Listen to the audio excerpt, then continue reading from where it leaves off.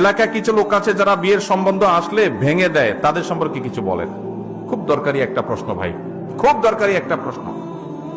আমাদের দেশের গ্রামে গঞ্জে এই ধরনের নিকৃষ্ট মানুষ, এই ধরনের ফাসিক এবং পাপিষ্ট মানুষ বহু আছে। এমনকি অনেক লোক আছে নামাজ কালাম পড়ে, মসজিদে জামাতের সাথে নামাজ আদায় করে, কিন্তু মানুষের বিয়ে শাদী উপলক্ষে খোঁচাখুচি করে। কোন এলাকাতে একটা মেয়ের খবর নেয়ার জন্য আরেক এলাকা থেকে মানুষ আসছে এলাকাতে আপনাকে পাইছে একটা পুকুরের ঘাটে উজু করতেছেন, দেখছে যে মসজিদের পুকুরের ঘাট, উজু করতেছে, বেচারা নামাজি মানুষই হবে। জিজ্ঞাসা করছেন, ভাই সালাম আলাইকুম, আপনাদের এলাকায় অমুক মেয়েটার সম্পর্কে কিছু জানেন কিনা? আপনি চিন্তা করছেন, আরে তো আপনার শত্রুর মেয়ে, আপনার সাথে তার আইল ঠেলা ঠেলি আছে।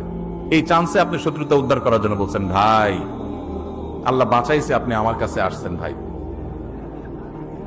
এই বইলা যে আপনি একটা শয়তানি শুরু করে দিলেন, আস্ত ডাহা ডাহা মিথ্যা কথা বলে ওই বিয়েটা ভাঙে দিলেন।